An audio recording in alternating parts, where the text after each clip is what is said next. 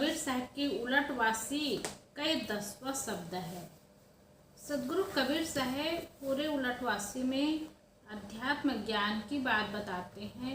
हम अध्यात्म ज्ञान में कैसे स्थित हो और कैसे पहुँचे और उस स्थिति को कैसे प्राप्त करें।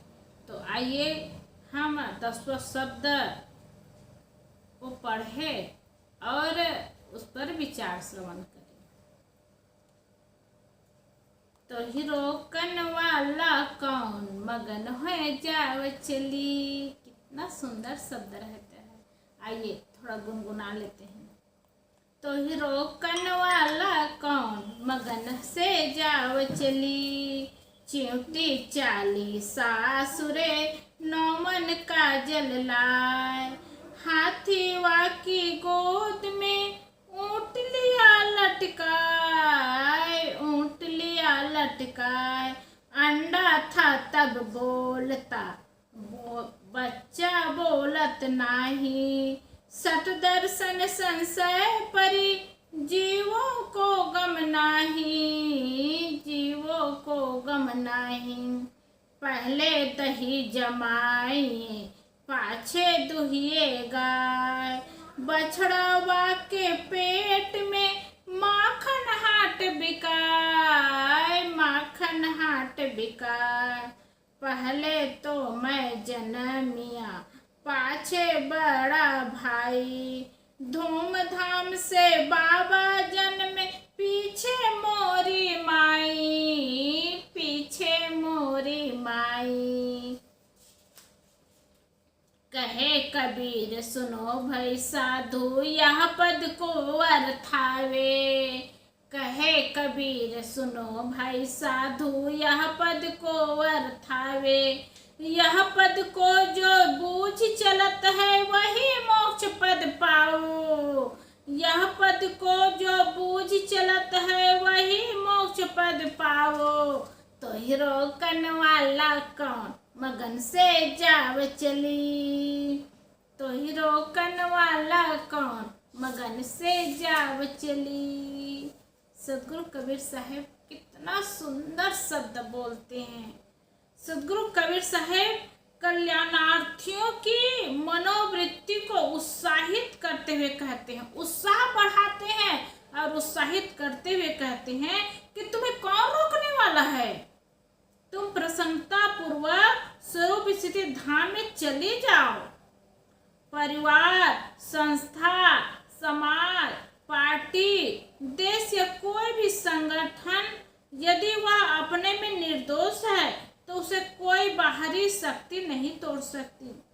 वस्तुतः आंतरिक कलह और भीतर घात से ही किसी संस्था का विनाश होता है। इसी प्रकार साधक के कल्याण में उसके अपने अज्ञान तथा आसक्ति के अलावा कोई बाधा नहीं बन सकता।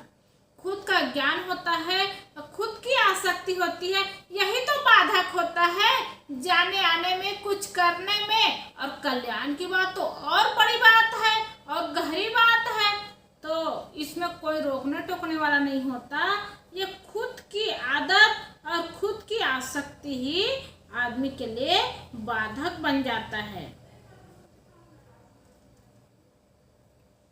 और वे साधक के दृढ़ निश्चय से देखते देखते टूट जाती है। इस परम सत्य के आधार पर सदगुरु कबीर कल्याणार्थियों की मनोवृत्ति को साहस देते हैं, क्योंकि बिना साहस दिए ना कोई काम होता नहीं। हर क्षेत्र में जाओ तो साहस देने वाले होते हैं ना, तो जल्दी आगे बढ़ते। पढ़ाई के क्षेत्र में माता पिता समझाते हैं, साहस देते हैं, टीचर साहस देते रहते हैं, और वैसे ही हर क्षेत्र में साहस देने वाले की आवश्यकता होती है। सदगुरु कबीर साहब साहस देते हैं किसको? कल्याणार्थियों को, कि तुम क्यों हिचकिचा रही हो, तुम्हें कोई रोक नहीं सकता। यदि तुम स्वयं शिथिल न हो जाओ तो तुम्हारे मार्ग में कोई बैरियर नहीं बन सकता। अतः तुम उत्साह पूर्वक स्वरूप स्थिति धाम में चली जाओ। चींटी नौवन काजल लगाकर ससुराल चली। उसने अपनी गोद में हाथी को बैठा लिया और हाथ में ऊंट को लटका लिया। चींटी मनुष्य की चित्त वृत्ति है। राग से भरा संसार उसका नैहर है। जहाँ वह जन्मी है, चेतन पुरुष का धाम स्वरूप स्थिति उसकी ससुराल है। कुछ मनुष्यों की चित्त वृत्ति इस राग से भरे हुए संसार से उपराम होती है और वह स्वरूप स्थिति धाम में पहुंचकर चेतन पुरुष पति से मिलना चाहती है, परंतु अपने पूर्व ज्ञान तथा आसक्तिवश अपनी आंखों में नौ मन काजल लगाकर पहुंचना चाहती है। काजल है दुर्गुण, दोष एवं पांचों विषयों की लंपटता। नौ मन का लाक्षणिक अर्थ है अधिकता। संख्या के अंक 1 से 9 तक ही होते हैं, उसके बाद शून्य से संख्या में वृद्धि की जाती है। इसलिए अधिकता की व्यंजना में 9 की संख्या कहने का प्रचलन है, क्योंकि 1 2 3 4 5 लिखते हैं ना तो 9 तक होता है। उसके बाद 10 लिखते हैं ना तो वही 1 लिखते हैं, उसमें 0 डालते हैं। और इसीलिए 9 शब्द ही व्यंजना में 9 की संख्या सबसे अधिक है और कहने का प्रचलन है। नौ मन तेल जुटेगा न राधा नाचेगी। कबीर साहब ने भी बीजक में अनेक बार 9 को याद किए हैं, अनेक बार कहे हैं। 9 मन दूध बटोरी के टिपका किया विनाश, नग्र रहा 9 कोस इत्यादि। हाथी काम वासना है और ऊंट अहंकार है। कितने साधक की चित्त वृत्ति मुक्ति धाम को जाना चाहती, परंतु 9 मन काजल लगाकर संसार की सारे लंपटता एवं मलिनता लिए हुए। इतना ही नहीं, काम वासना को हृदय में चिपकाए हुए और अहंकार की फांसी गले में लटकाए हुए। तो यह कैसे संभव है? जब अंडा था तब बोलता, और जब अंडा फूटकर बच्चा बाहर निकल आया तब बोलना बंद कर दिया। कबीर साहब कैसी बात बताते हैं। कहीं अंडा बोलेगा और अंडा रहता है तो कुछ बोल कैसे सकता है, और बाहर आता है तो वो बोलने का अभ्यास होता है। लेकिन सदगुरु कबीर साहब कहते हैं कि जब अंडा था तब बोलता था, और अंडा फूटकर बाहर निकल आया तब बोलना बंद कर दिया। इसका अर्थ है क्या है? अंडा है मोह माया से ढकी जीव की स्थिति।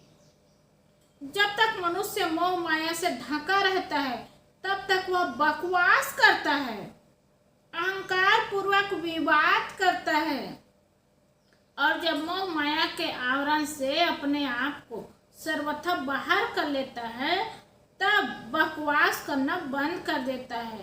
पूर्ण शांति का लक्षण है मौन, वाक्य संयम। अगर पूरा शांति पाना चाहते हैं तो साधना की पहली शुरुआत है मौन रहना, वाक्य संयम करना। मौन रहने का मतलब आवश्यक हो और आवश्यकता में भी बात न करे, ये ठीक नहीं है। और आवश्यकता से तो बात करना ही पड़ता है, लेकिन वाक्य में संयम हो, अधिकता ना हो। बोलते बोलते तो बाढ़ो विकारा, कब से बोलते बोलते विकार बढ़ता जाता है और शांति कहाँ रह जाएगी। इसलिए वाक्य में संयम करना ये बहुत बढ़िया और शांति का लक्षण होता है। उपर्युक्त उच्च स्थिति का पता तो संसारी जीवों को है ही नहीं। योगी, जंगम, सेवड़ा, सन्यासी, दरवेश और ब्राह्मण, ये 60 दर्शन के लोग भी दुविधा में भटकते हैं। परम शांति माया मोह के आवरण तोड़ने से है। परम शांति कहाँ मिलेगी? माया मोह के आवरण तोड़ने से मिलेगी। परंतु वे यह न करके उसे बाहर खोजते हैं।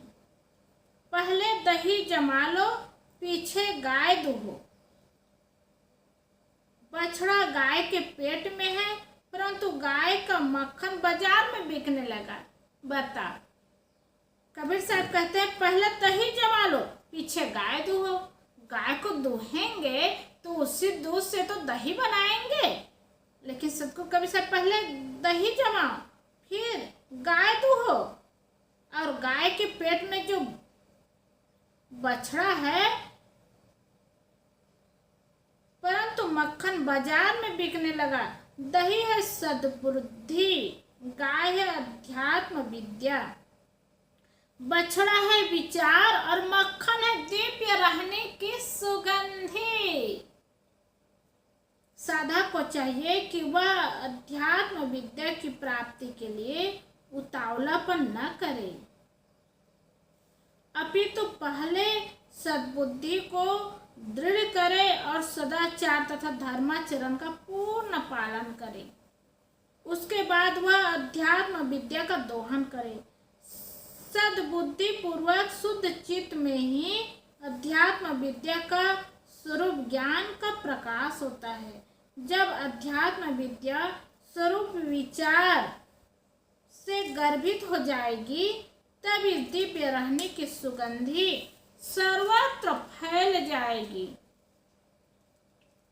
फूल भंवरों को निमंत्रित देने नहीं जाते, अपितु जब फूल सुगंधी से भर जाते हैं, तब भंवरे स्वतः वहां पहुंचकर उसका लाभ लेने लगते हैं। साधक लोगों को चेताने के लिए बेताब न हो, किंतु स्वयं साधना एवं दिव्य रहनी में रहे। फिर जिनको उससे प्रेरणा लेने की गर्ज होगी, वे स्वयं उससे लाभ लेंगे। और कोई गर्ज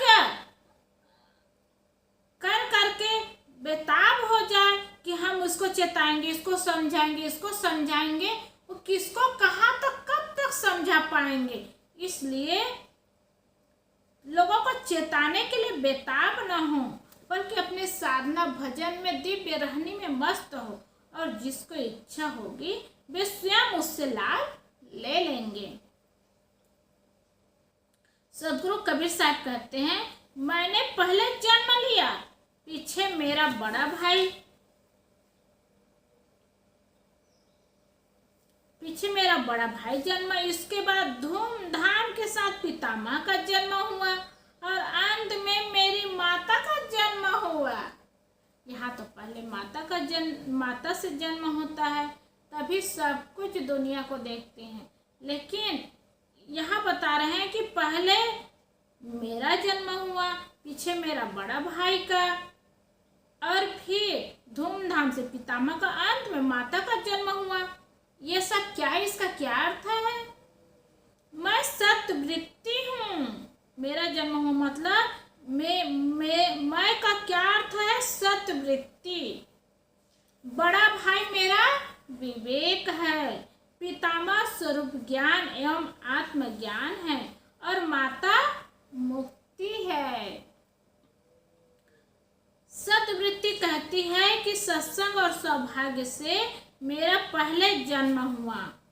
सत्वृत्ति के उदय से ही चित्त शुद्ध होता है, और पीछे स्व और पर का, पुरुष और प्रकृति का एवं चेतन और जड़ का विवेक उदय होता है। विवेक ज्ञान के उदय हो जाने पर उच्चतम स्वरूप ज्ञान का उदय होता है, स्वरूप साक्षात्कार होता है। इसी का अंतिम फल है मुक्ति लाभ।